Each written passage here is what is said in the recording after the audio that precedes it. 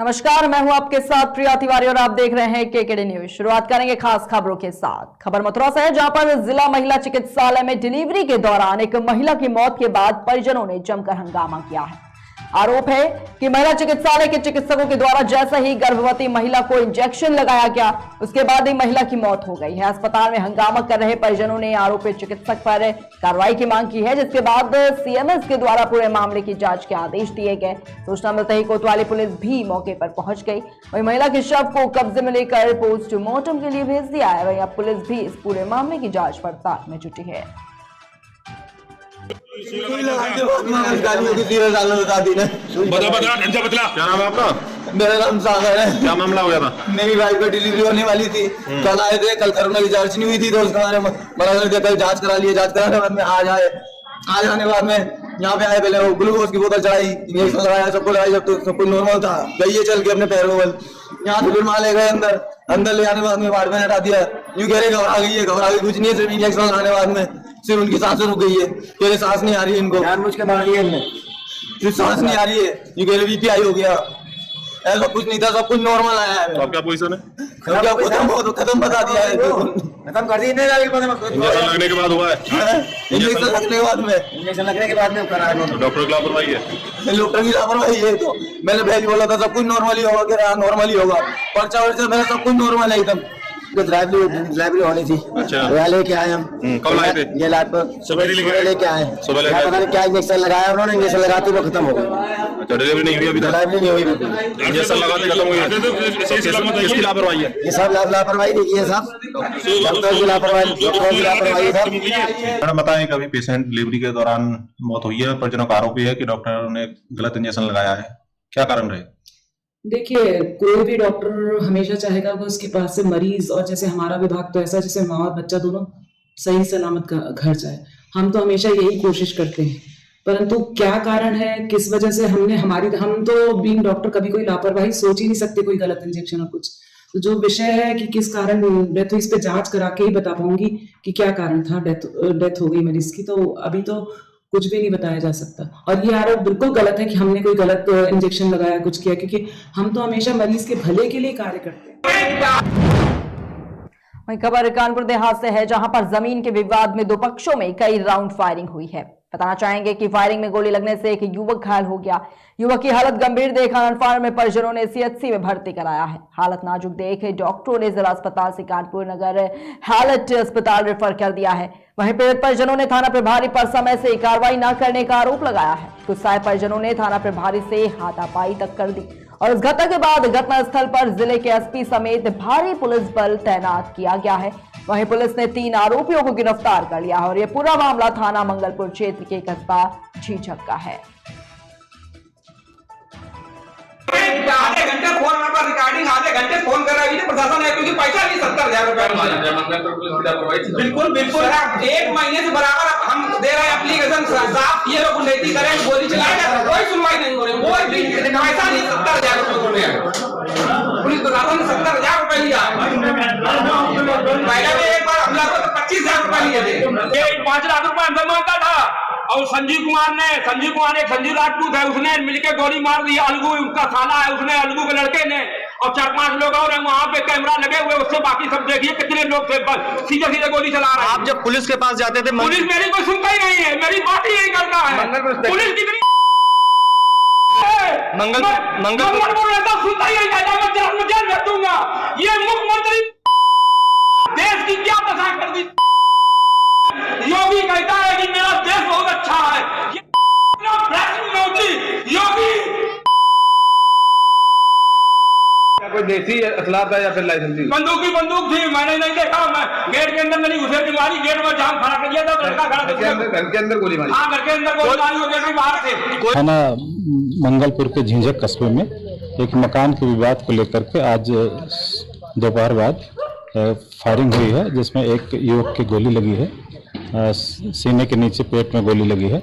वो गंभीर अवस्था में, उसको यहाँ जिला अस्पताल लाया गया था, यहाँ से कानपुर के लिए रेफर किया गया है। जमीन के विवाद में जिस पक्ष ने गोली चलाई है, उस पक्ष के 3 लोगों को गिरफ्तार किया गया है और नियमानुसार कार्रवाई की जा रही है। किन लोगों को गिरफ्तार किया गया? परिवार वालों का आरोप है कि स्थानीय स्तर पर सुनवाई नहीं हो रही थी। हाँ, ये विवाद जो जमीन का विवाद था उसमें जो जिस पक्ष को गोली लगी है उस पक्ष ने खरीदा था और उस पर कब्जे के लिए प्रयास कर रहे थे, कब्जा कर भी लिया था। इस संबंध में सिविल न्यायालय में एसडीएम साहब के यहाँ प्रथा पत्र पड़ा था और थाना देश में भी प्रकरण आया था। एसडीएम साहब के द्वारा उसमें जांच की जा रही थी। इसी बीच ये जो है दोनों के बीच विवाद हुआ और ये गोली चली है जिसमें नियमानुसार कार्रवाई की जा रही है। परिवार वाले वहाँ के थाना अध्यक्ष पे ही आरोप लगा रहे हैं। ये चूंकि विवाद जो है 15 दिन से चल रहा था, इस संबंध में प्रार्थना पत्र दिया गया था। उस पर नियमानुसार कार्रवाई के लिए क्षेत्राधिकारी और एसडीएम साहब दोनों संयुक्त प्रयास कर रहे थे, लेकिन इसी बीच इन लोगों ने आपस में ये घटना कारित की है और जो जिन्होंने भी ये घटना की है नियमानुसार। वही खबर एटा से है, जहां पर अगर देश की सीमा पर मां भारती की रक्षा करते हुए चीन के रेजांगला में 114 अहिर अमर शहीदों के लिए सीएम पैलेस में श्रद्धांजलि सभा आयोजित की गई है, जिसमें कि क्षेत्र के गणमान्य नागरिक मौजूद रहे और इस कार्यक्रम में पूर्व सैनिकों के साथ ही क्षेत्र के गणमान्य नागरिकों को भी सम्मानित किया गया है।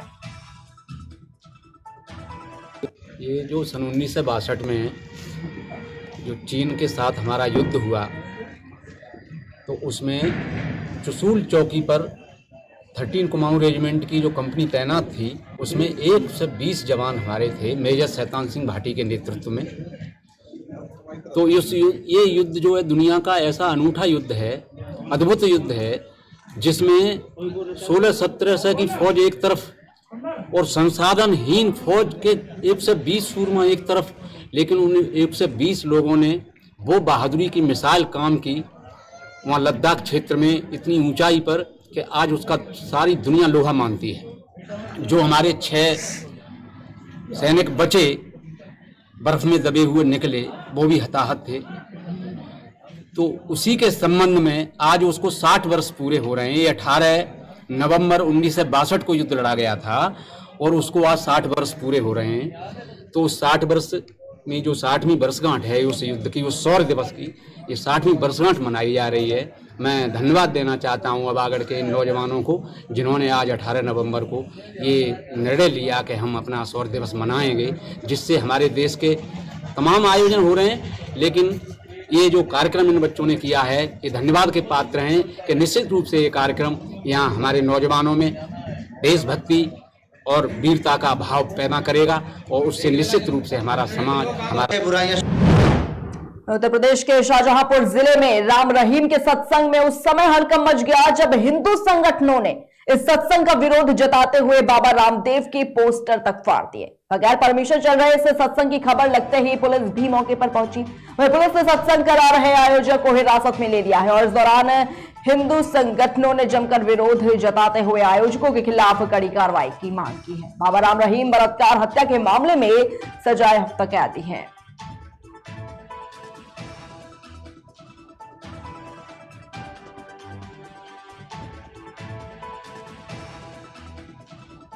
बुराइयां छुड़वाने के लिए बीड़ा उठा रखा गुरुजी ने। स्कूली बच्चे भी आए हैं ना, स्कूली बच्चे आए, स्कूली बच्चों को कोई जबरदस्ती नहीं लाया, अपनी मर्जी से आए सब। आपको मालूम है बाबा पे दुराचारी का आरोप लगा हुआ है, देखिए सर, दुराचारी वाली बात करते। श्री रामचंद्र जी के राज्य में एक दिन पहले खूब मिठाइयां बांटी जा रही, ढोल ढमक्के बजाए जा रहे थे, रातों रात उसके खिलाफ साजिश हुई और वो साजिश सच्ची थी क्या? वो झूठा था सब कुछ। आयोजक कौन है? आयोजक तो बताइए। आयोजक यहीं पे बुला लेते हैं आपके सामने। नहीं तो कोर्ट जो कोर्ट ने सजा दी है वो कोर्ट भी झूठा है। तो सर कोर्ट से कितने लोग सजा के बाद बरी हुए हैं? अभी तो उनके पास 2 ऑप्शन है, हाई कोर्ट है, सुप्रीम कोर्ट है, वहां से बरी भी हो सकते हैं, बाइज्जत बरी हो सकते हैं, उनको निर्दोष भी साबित किया जा सकता है। यहाँ पर राम रहीम का सत्संग शाहजहांपुर में गतिविधियां, आतंकवादी गतिविधियों के लिए शुरू किया जा रहा है। जिस तरीके से पंजाब के अंदर नशा से लेकर के सभी गलत गतिविधियां इतनी थी वो चालू की गई थी इनके द्वारा, उसी क्रम में शाहजहांपुर को भी आग में झोंकने का काम किया जाएगा। इसलिए आप लोग यहाँ पे आइए और उसको देखिए, रुकवाइए। मैं यहाँ पे आया तो मैंने सबसे पहले देखा, मैंने पुलिस को फोन किया, पहले मैं पुलिस को फोन करता हूं, पुलिस मौके पे आ गई थी। उसके बाद मैं आया, मैंने कहा कि ये यहाँ इसका ऑर्गेनाइजर कौन है, इसका कौन मेन करता धरता है। तो एक सरदार जी मिले, उन्होंने कहा कि मैं आप मंत्री से बात करिए, आप फलाने से बात करिए, विधायक जी से बात करिए। दुनिया के उन्होंने हमको फोन सुनाए। मैंने किसी से वार्ता इसलिए नहीं की कि ये हमारे धर्म के खिलाफ है, इसलिए मुझे कोई इस वार्ता नहीं। मैं जो काम करता हूँ वो हिंदुत्व के लिए काम करता हूँ, इसलिए मुझे कोई इस वार्ता। वहीं बढ़ते हैं अगली खबर की ओर। खबर मध्य प्रदेश के धार से है, जहां पर धार के मनावर क्षेत्र में हुई चोरी की वारदातों में शामिल बदमाशों को गिरफ्तार करने में पुलिस को एक बड़ी सफलता हाथ लगी है। पुलिस टीम ने बाइक से हथियार लेकर डिलीवरी देने जा रहे 2 गिरोह को अरेस्ट किया है। बताना चाहिए कि इन दोनों बदमाशों से सख्ती से पूछताछ करने पर इन्होंने 3 चोरी की वारदातों का करना कबूला है। बताना चाहिए कि तलाशी के आरोपियों के कब्जे से 85 अवैध पिस्टल और देसी कट्टे की बड़ी खेप के साथ चोरी किए गए करीब 8 लाख रुपए सोने चांदी के जेवरात भी बरामद किए गए हैं। हमारी टीम, जिसमें हमारे additional SP Devendra Patidar, SDOP Dheeraj Babbar, TI Neeraj Biltare और हमारी बाकानेर और कुमरवन की टीम, हमारी टीम लगातार क्राइम की टीम के साथ लगातार काम कर रही थी और पुलिस ने अभी 3 आरोपी को पकड़ा है, जिसमें 2 आरोपी, एक विनोद सिंह और एक दीपक सिंह सिकलीकर, ये दोनों जिनके साथ 2 उनके साथी पवित्र सिंह और राहुल सिंह, ये चारों सिकलीकर हैं, चारों एक ही फैमिली के से कनेक्टेड हैं। इन्हें पुलिस ने पकड़ा। इनसे 3 चोरियां निकली हैं और इन चोरियों में करीब 10 लाख रुपए का मशरूका और उसके अलावा इनसे करीब 85 हथियार जो है वो पुलिस ने रिकवर किए हैं। और इन्हीं के साथ एक गुजरात का वांटेड क्रिमिनल है जगत सिंह सिकलीकर, जिसे पुलिस ने गिरफ्तार किया है, जिसपे गुजरात में बड़े मामले हैं और गुजरात की पुलिस द्वारा वांटेड है।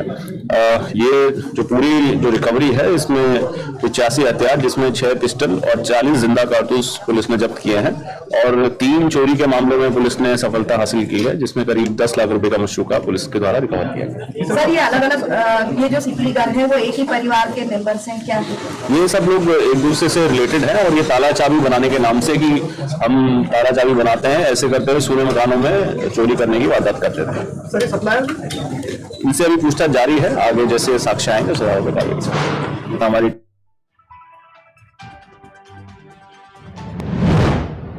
वही खबर प्रयागराज से है, जहां पर हंडिया तहसील के अंतर्गत आने वाले सराय रेंज में स्थित सरस्वती इंटरमीडिएट कॉलेज में यातायात माह के तहत सड़क सुरक्षा रैली निकालकर लोगों को जागरूक किया गया है। इस रैली की अध्यक्षता सरस्वती इंटरमीडिएट कॉलेज के प्रबंधक केसरी चंद्र द्विवेदी ने की है।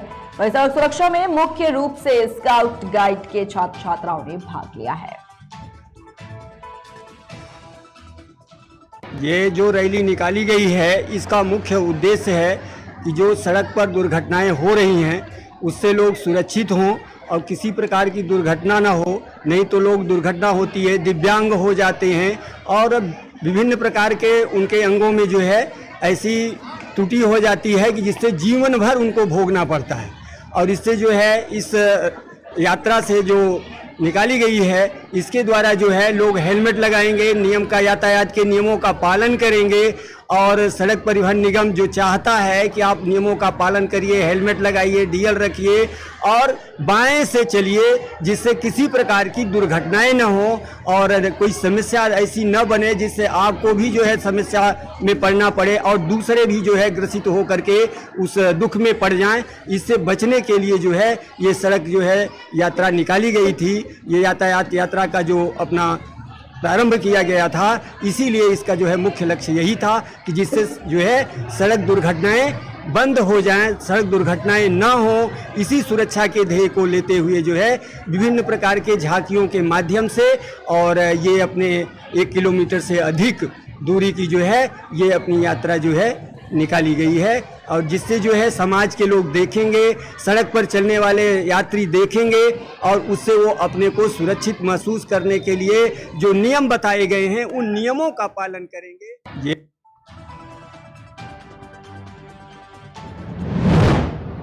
वही खबर एटा से है, जहां पर भारतीय जनता पार्टी अवागढ़ मंडल अल्पसंख्यक मोर्चा की एक बैठक ब्लॉक अवागढ़ के सभागार में आयोजित की गई और इस बैठक की अध्यक्षता मुने खान के द्वारा की गई है, जिसमें कि मुख्य रूप से नगर संयोजक, पूर्व मंडल अध्यक्ष अवागढ़ आदि मुस्लिम समाज के नगर गणमान्य लोग मौजूद रहे। वह इस बैठक में नगर पंचायत चुनाव को लेकर रणनीति तैयार की गई है।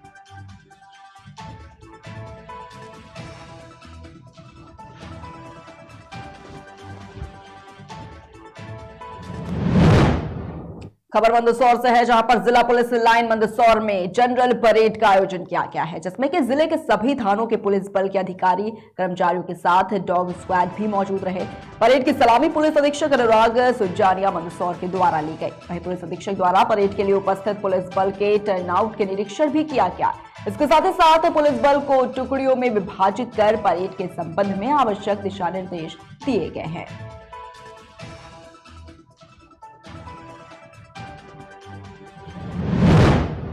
वहीं खबर एटा से है, जहां पर नगर पालिका चुनाव आते ही फुल नगर पालिका अध्यक्ष एक्शन मोड में नजर आ रही हैं और सफाई अभियान को लेकर नगर पालिका अध्यक्ष मीरा गांधी ने क्षेत्रों में बुलडोजर से सफाई करवाई। बता दें कि नगर पालिका अध्यक्ष ने शहर भर में दौरा प्रारंभ कर दिया है।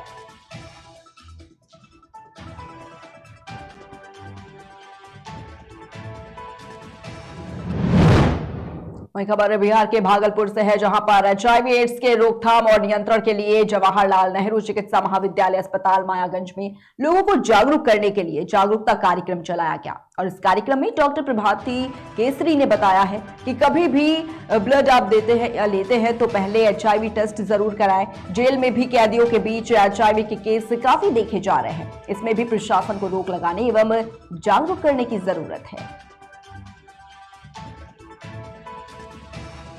एड्स HIV एड्स डे 1 दिसंबर को पड़ता है। इसी के उपलक्ष्य पे हम लोग ये जागरूकता कार्यक्रम करवाए हैं HIV एड्स पे, ताकि लोग और ख़ास करके महिलाएं जो हमारी माएँ बहनें और लोग हैं उन लोगों को किस तरह से हम लोग जागरूक करें ताकि ये HIV वाला बीमारी जो ह्यूमन इम्यूनोडेफिशिएंसी वायरस वाला बीमारी है उन लोगों को ना आए। खास करके औरतें बहुत ही निर्मल और उन लोगों को पता नहीं रहता है, अनजान होने की वजह से उन लोगों को बीमारी अपने हस्बैंड से या फिर एनीमिया में ब्लड ट्रांसफ्यूजन करवा लिया, जानकार नहीं है, किसी से भी ब्लड ले लिया, ब्लड बैंक में नहीं आ सके, प्रॉपर जांच नहीं हो सका, जो डोनर पेशेंट रहा उसने ब्लड दे दिया और वो HIV मरीज था और उसने पैसा के लालच में अपना ब्लड डोनेट कर दिया और एनीमिया का करेक्शन के लिए या खून के कमी का करेक्शन के लिए उन लोगों ने अपने शरीर में ब्लड चढ़ा लिया। या फिर जो उनके हस्बैंड लोग या फिर लड़का सब जो बाहर जाता है काम करने के लिए, वो लोग HIV ग्रसित होके वहाँ से दूसरे स्टेट से आता है, यहाँ आने के बाद वो लोग अपना शादी ब्याह करा लेता है और HIV ग्रसित होने के बाद भी किसी को बताता नहीं है कि मैं HIV पीड़ित हूँ या दवाई खा रहा हूँ या इलाज नहीं करा रहा हूँ और यहाँ आके शादी कर लेता है। अनजाने में ये डिजीज अपनी बीवियों को दे जाता है। और यदि औरतें अपना HIV स्टेटस के प्रति जागरूक ना रहें कि वो बीमार हैं, HIV ग्रसित हैं या नहीं हैं, और उस दौरान यदि वो प्रेग्नेंट हो जाती हैं तो ये बीमारी माँओं से बच्चों में भी जा सकता है। सप्ताह से लेकर 20 सप्ताह तक यदि रेगुलर HIV ड्रग खा रही है तो माँ से बच्चों में बीमारी जाने का कम उम्मीद रहता है, लेकिन फिर भी उसमें भी चांसेस 20% रहता है कि माँ दवाई खा रही है और बच्चा का ठीक से डिलीवरी नहीं हुआ या एनीमिया के लिए उसने ब्लड चढ़ा लिया या बच्चा होने के बाद उसको दूध पिला दिया अनजान में और प्रॉपर दवाई 95% ड्रग मेंटेनेंस उसने नहीं रखा है काफी दिनों से प्रेगनेंसी के दौरान, तो ये बीमारी बच्चे को जा सकता है। रेगुलर यहाँ से दवाई चल रहा है, उनका अलग सब हिसाब भी है, मैंने अलमारी अरेंज भी किया गया है और जैसा मैडम बोली सही बात है कि उनके लिए स्पेशल प्रोग्राम होना चाहिए, जैसे कि उनसे किसी और को बीमारी न फैले और कैदियों को रेगुलर यहाँ भेज के जांच, रेगुलर सब तरह का जांच, क्योंकि कभी कभी कैदी नहीं आते हैं और केवल दवाई ले जाते हैं, इसलिए उपयुक्त समय पर उनका जांच और दवाई पहुंच जाना चाहिए। परिचय दे दें सर। डॉक्टर विजय।